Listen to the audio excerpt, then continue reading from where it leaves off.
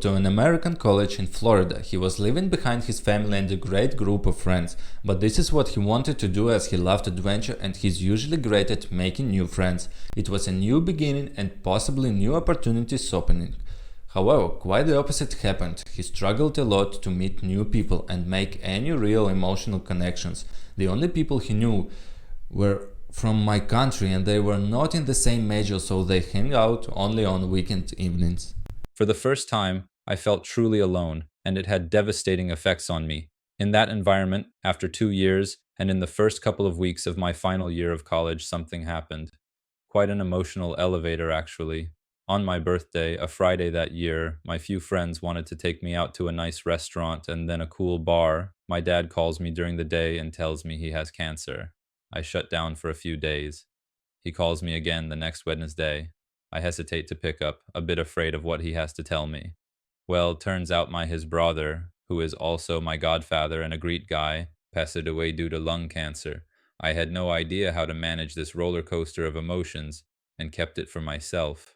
2 days later, on Friday, I call two of those friends, Jean and Vincent, and tell them that I want to get fucked up and invite them to come over. So with my roommate, we are four. I initiate a drinking card game, except every time someone drinks, I drink as well. In the US, you can buy this cheap vodka in a gallon-sized plastic bottle. It is awful, but as students, taste is secondary. I almost drank it by myself in the next hours. Honestly, I don't how I didn't end up in a coma. At around 2 a.m., my friends just left and I blacked out. I start to regain consciousness at around 11 a.m. Still drunk, I realize that I am in an interrogation room. I am screaming the French national anthem, no idea why, and there is a cop, or a CO, in front of me. It's all a bit blurry, but I remember clearly this guy telling me that what I have done is very bad, and that they will send me to Guantanamo Bay. I learned later that these guys have fun scaring drunk college student like that. But at that point, I'm still drunk and have the biggest headache you can imagine, so I sing even louder. I would say about an hour goes by like this. My head hurts. They take me out of my cell and put me in a line where there are other inmates. When I stand up, I realize my body hurts so much as well, I can barely walk. They check me and tell me I am the man for speaking to a cop like that. I guess they heard my singing. At that point, I am still in the dark. I don't know what I have done. I am much less drunk. So I start to get really scared. I go in front of a judge who tells me what I have done. She uses a lot of words that I am unfamiliar with, and the justice system is not the same in my country. So I become even more scared and confused as I hear resisting arrest, $1,000 degradation of property, $1,000 some other charges, some more money, burglary with violence, 50. For the first charges, I remember counting and telling myself, okay, I can get that money pretty quickly. I will get out of here soon. But then I hear burglary.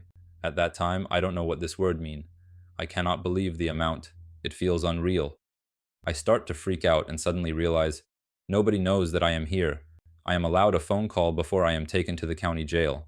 The only number I know by heart is Vincent, but he likes to sleep, and throughout the years, he has never picked the phone on Saturday before 4 p.m. at least.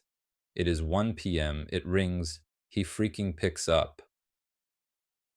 I still think about it sometimes, and I am amazed how lucky I was that he picked up that phone. Anyway, I tell him everything. They try to come and visit and try to figure out what happened as well. I am in jail now. But since I didn't comply and gave my ID apparently, I am John Doe. They put me in the part of the jail for inmates that must be watched at all times for the suicidal and the crazies. My cellmate killed his wife and her lover with a shotgun, but he actually looks calm and nice. He has been here a few months. I have to go to the toilet in front of everybody. Food is awful, but the worst, of course, is that I have no idea what is going on outside. After a day, I am called outside of my tiny cell for a Visio call. It's Jean and Vincent. I am so happy to see them, that they are doing their best to get me out of here. I feel ashamed as well, and cry all the tears of my body.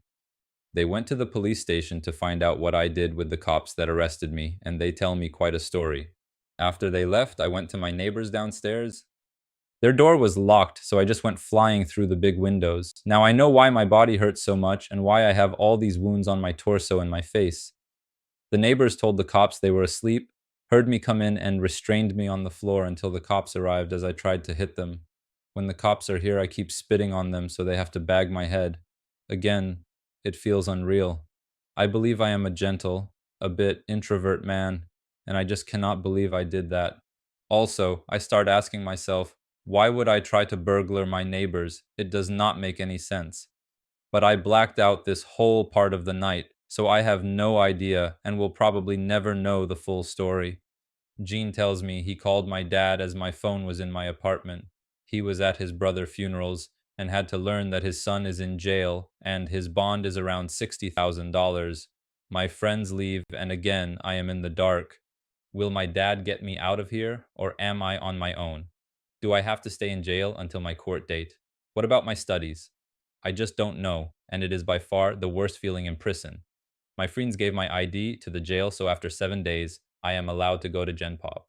The food is much better, and I read 3 books per day. To get what prison looked like, physically at least, imagine staying in your bathroom for 4 days. That is the equivalent of 1 day in jail without all the emotional toll it takes from you. Gen Pop is still a bit scary. Lots of guys come to me to find out who I am and what I did. I say I don't know. We are allowed to get out of our cell more. I can walk around, and it's almost funny to see all these inmates in front of the TV watching Smallville. 3 days later, I am invited to go into a room. A lawyer is here who tells me my dad is in the next room. They have paid my bond, and I am about to get out later that day. Again, the feeling of relief is so high that I cry my eyes out. A few hours later, I get out.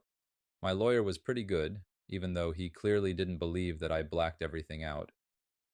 It seems he knew the judge a bit, and I was allowed to have 1 year to finish my degree and get out of Florida as soon as I get my diploma. I don't know if I can go back to the US. I hope I can. I never tried to apply for a waiver, and don't even know if I even need to. Now, that I am married with kids, I really hope I can bring my family to visit it, as it is quite formidable.